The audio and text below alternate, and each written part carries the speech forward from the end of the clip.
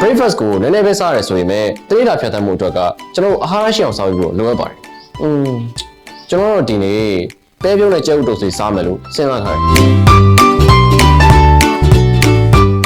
ကျွန်တော်တို့အရင်ဆုံးပေါင်းမိခင်မယ်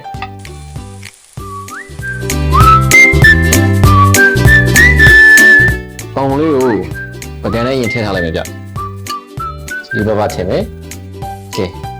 ပဲပြုံးလေးကိုပြန်လို့ရပေါ့ပြီးရင်ပေါင်းရင်းနဲ့ထည့်မယ်ပဲပြုံးကပြီးကြတဲ့အတိုင်းပရိုတင်းဓာတ်ပြည့်သွားတဲ့အတွက်တကယ်ကိုအာဟာရဖြစ်တယ်လေကဲ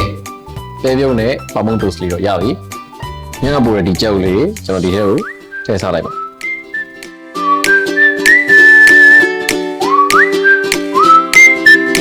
ကဲဒီနေ့စားလေးပြီးပြီဆိုတော့ကျွန်တော်အမြဲချောပြီးနုနေဖို့အတွက်